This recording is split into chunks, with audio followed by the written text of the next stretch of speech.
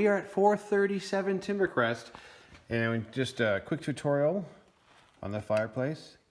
Lovely thing is it's super simple. Just on the left-hand side of the fireplace on the wall will allow you to turn on and off the fireplace.